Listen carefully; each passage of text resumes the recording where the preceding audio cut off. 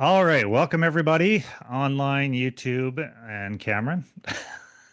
Excited to be part of the monthly marketing club in partnership with the Parkland Chamber of Commerce. And today we're going to be talking about referral relationship marketing connections. So, how can we use referrals in our business to further build connections, build new opportunities, and move things forward?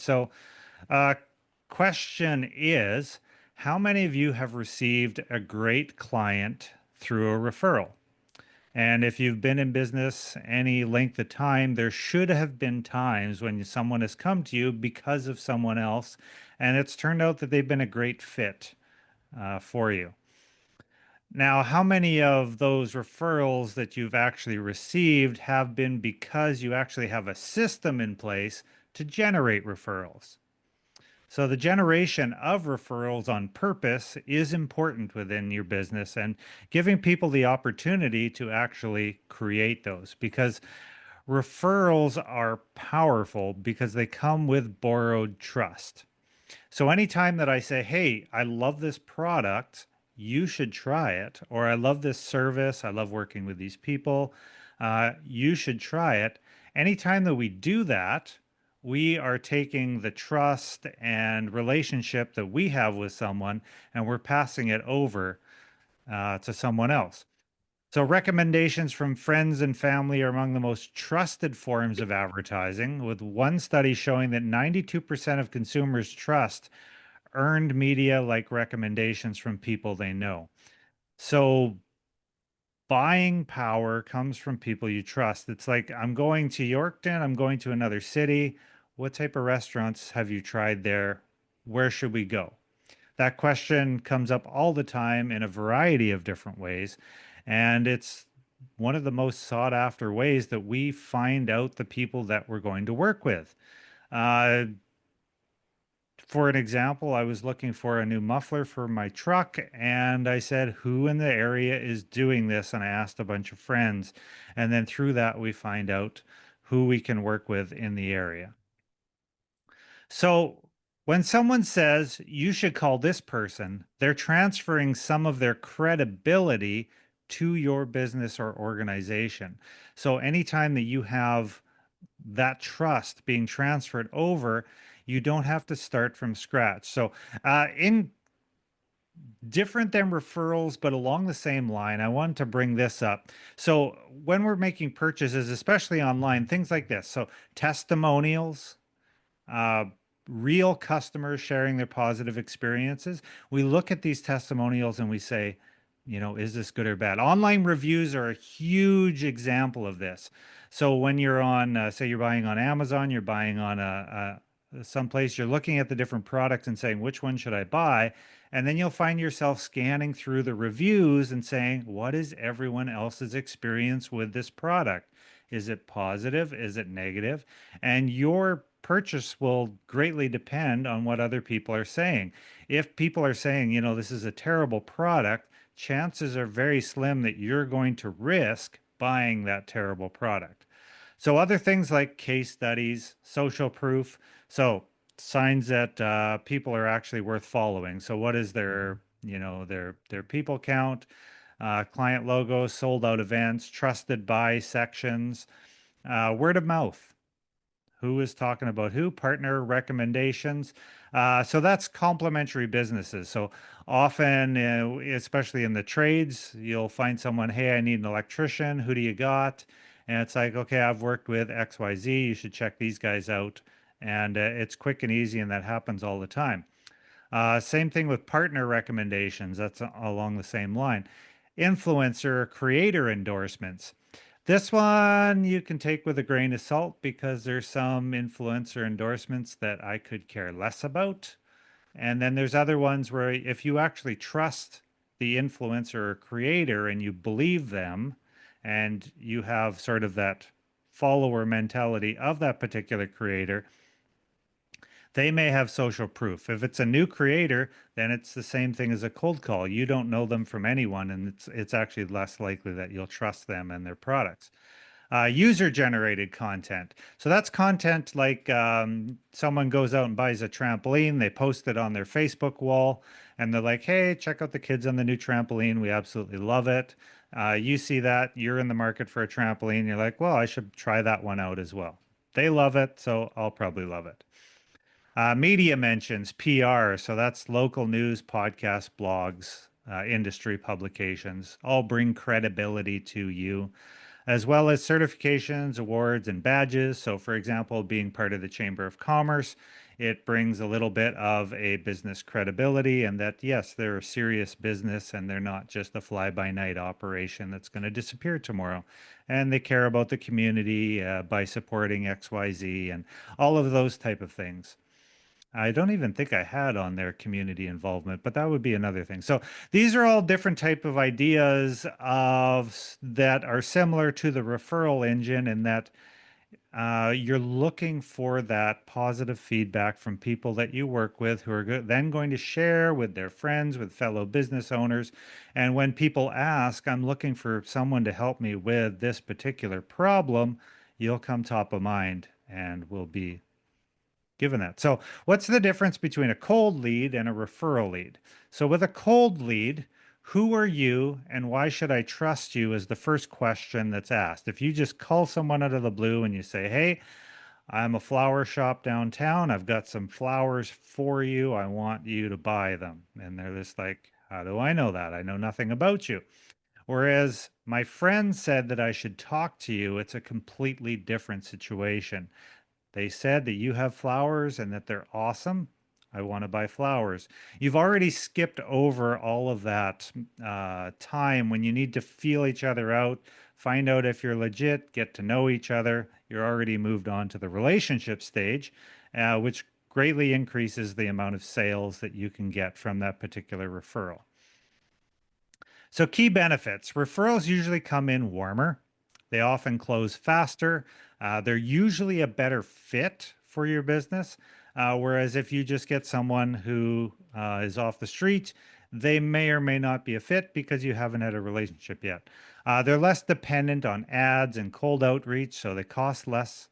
And they often create more referrals later on. Referrals can account for a meaningful share of new customers, somewhere in the range of 10 to 35%, depending on the business and the program maturity. So, how much of a referral system you have in place. So, a lot of my tips and tricks and stuff I've taken from Duct Tape Marketing from John, and fantastic. He's got a ton of different stuff up there. One of them is called the Referral Engine, and it's a great read. So if you're looking to learn more about this, you can look and pick up that book. So, lesson number one from this is be remarkable enough to refer.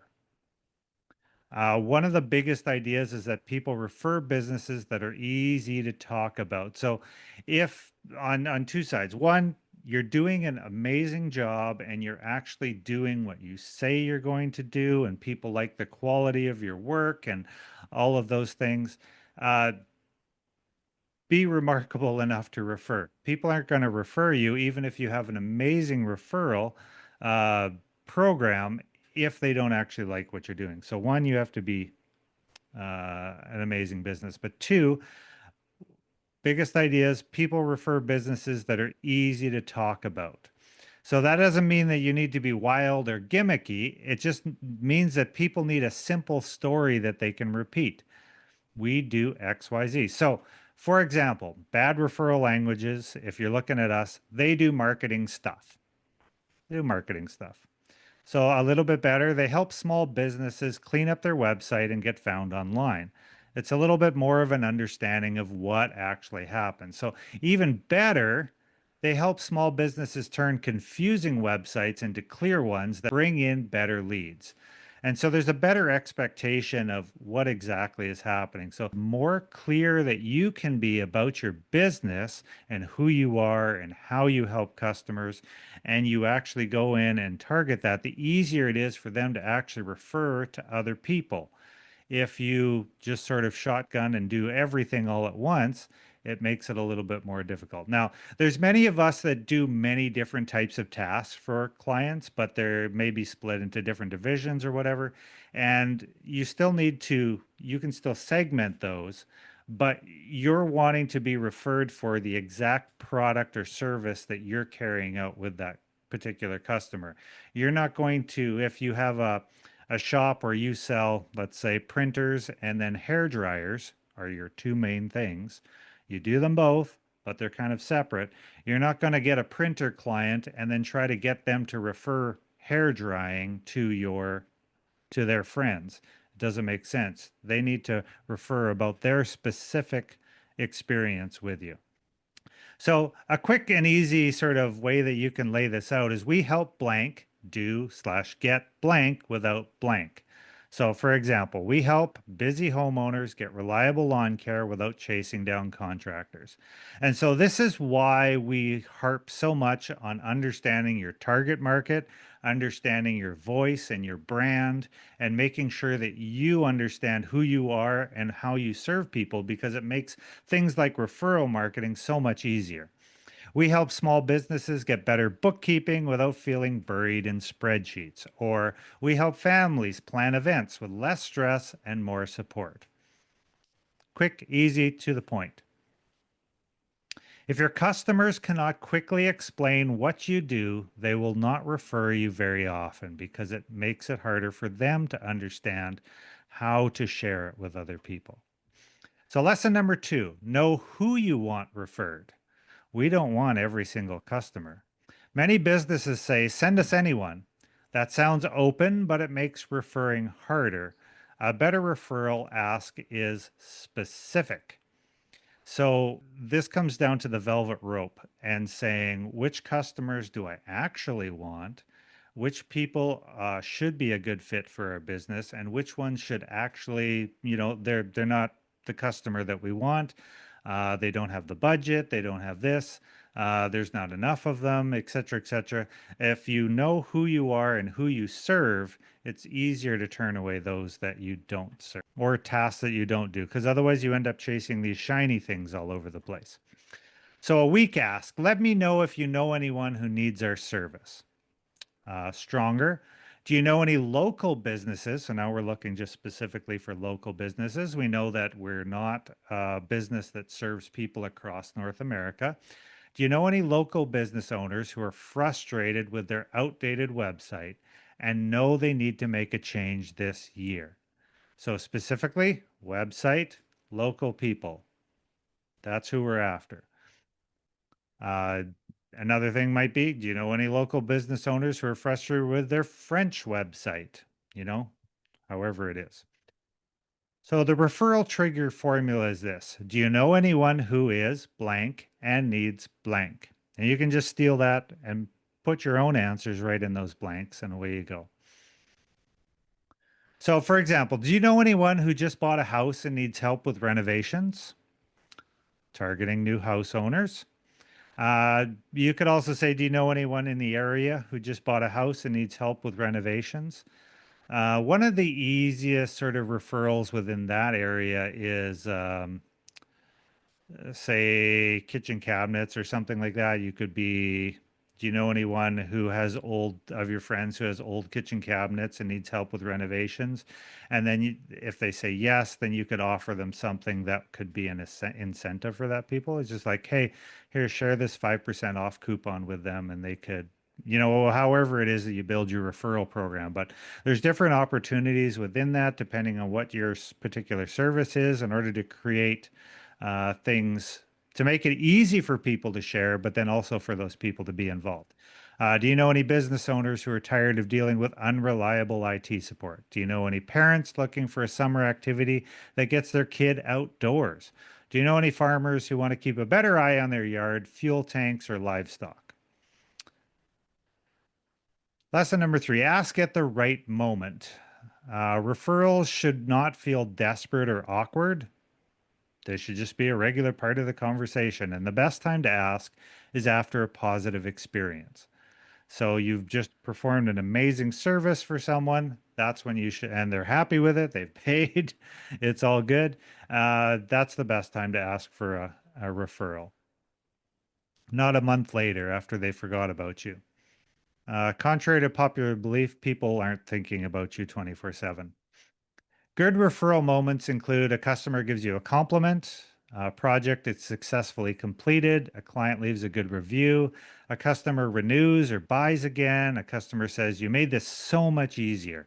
A client thanks you for solving a problem, and the list could go on probably for hundreds of different things. So look for those positive interactions. Now, with that said, you don't want to be asking for referrals constantly. There's the other side to referrals that we forget about is like, yes, you want a referral, but if I have a friend who maybe wants your product, they may not even know that they want it yet until a month or two from now. But I just want to be top of mind so that when that friend recommends me, it's at the right moment. So John Jantz refers to these as moments of truth, where the customer has just experienced value and is more likely to share it. So testimonials and reviews are often coming from that particular spot and then saying, hey, by the way, who else can we help? So a simple script. I'm really glad you're happy with how this turned out. We're always looking to help more people like you. Is there anyone you know who might need help with something similar? So another softer version, if someone comes to mind who could use this kind of help, we'd be grateful if you passed our name along. More direct version, who else do you know that's dealing with this same problem? Let's say that you're dealing with radon or something like that. Something where you could just be like, hey, you know, if your neighbors have had a radon check done in their house, could you introduce me? And sometimes it's about asking for an introduction. That in itself will carry that trust across. Lesson number 4, making referral easy. If it's not easy to do, not going to do it. So most people are willing to refer, but they're busy. Like we're all busy. So do not make them figure out what to say. You can make things easier for them. So some tools, a short referral email that they can simply forward. A referral page on your website. One thing that we've done before is actually create a form that people can just fill out a couple words, but then it shows the entire referral email that will be sent. So then they just put in a couple words, hit send, and then the whole email is sent out. QR code that goes to a referral form, shareable social media post, review link, business card with a referral offer. This could go the same thing with like a coupon or some other type of material. Who we help, one pager or a follow-up email after project completion. Something that's simple that just automatically goes out once a project is done. Modern best practices include putting referral prompts where customers already interact with you, such as onboarding email, invoices, post-project emails, review requests, customer portals, and email signatures. Something like QuickBooks. I don't know about Sage or any of the other ones online, but I know that QuickBooks Online now has an automated review feature. When someone pays an invoice with you, it'll ask them for a review. And if they rate it a high star, then you can enable a request for referral as well that people could then fill out. But it's not something that people are necessarily just going to do in that manner. The whole idea of here's a project I did with you, who can I talk to, is a harder sell than a friend coming to that person and saying, I'm looking for someone who does XYZ. And then you being like, oh, I just had so and so help me with that. It's or if you in our world, if we're doing marketing, we finish a website and then the client tells everyone, "Hey, I just got this website done, and these are the people who did it for me." And then someone looks at it and say, "Hey, my website sucks. I need help with it. Check out Bankert." So that's sort of the thing. There's more credibility in that way as opposed to your client then trying to sell your services. If people aren't ready to buy, then it's going to be a harder sell, but not impossible. B2B referral program advice now often includes specific tools in customer communication like referral buttons, social share cards, or tiered rewards or referral prompts. I've had mixed reviews with referrals. We do have a referral program so that if someone does refer our services, they can get a credit as well as a credit for the person who has done the referring, but it's not top of mind. So it's really not a program that a lot of people take advantage of, not as many as you would think. It's better just to do awesome work and give people the tools to be able to share what you're up to with their group. But for the sake of this, an example referral email customer can forward is something as simple as this. Subject, thought you might want to connect. Hi, name. I worked with business name and had a great experience. They helped us with specific result or problem. I thought of you because you mentioned needing help with something similar. You can reach them here. Hope it helps. Something like that you can share with your customers that they can then, or clients that they can then refer other people with. Just making it available goes a long way. Lesson number 5, build a simple referral system. So identify your best referral sources. So these could be happy customers, past clients, vendors, like who are you actually going to get referrals from? And learning from those people as to what works and what doesn't work. It could actually be complementary businesses. Complementary businesses are a great way to get referrals. And it's the same thing as we talked about last time when I presented about collaborative marketing. Referrals, collaborative marketing, you can say, right and left hand as far as that. Define your ideal referral. Be clear about who you want. Create your referral ask. Make it specific and easy to answer. Create your referral tools. Give people a link, a message, a form card, a page they can share. Specifically, what is the action that people are going to take when they connect with you? Follow up and say thank you. If you get a referral from someone, make sure to say thank you from that referral, even if the lead doesn't close, because people want to know that their effort and their referral is actually being acknowledged. So not every referral needs a cash reward. Often we want to attach values with referrals, like, hey, make a referral and we'll give you $100. And we've done a ton of that. We do that all the time. But sometimes a thank you card, a recognition, or a gift can make it feel less genuine. Personal follow-up is probably better. For some professional services, trust and relationship matter more than a gimmicky incentive. So just if I was to break everything down into some notes and you were to fill things out, this is a worksheet question that you can just jot down. My best customers are, what's the answer to that? The problem they usually have is, a good referral for me is, my referral ask will be, so do you know anyone who, XYZ? One place I can add a referral prompt is, so what's just one spot where you can add a referral prompt? Might be in your email signature, might be just on your website. And one person I will ask this week is this. And when you go about asking for referrals, just take a note of how you did it and the response to it and the customer and everything.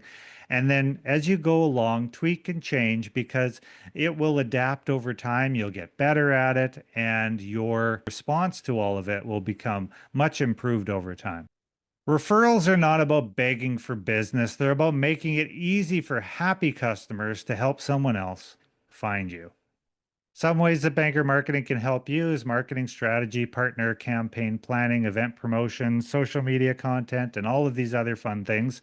And thanks for joining us today. Sometimes the fastest way to grow isn't louder marketing, it's smarter relationships. I used that for my last workshop, but I thought it was very applicable for this one as well. So thanks so much for hanging with us today. If you want to learn more about our upcoming workshops, make sure to check it out at bankert.ca.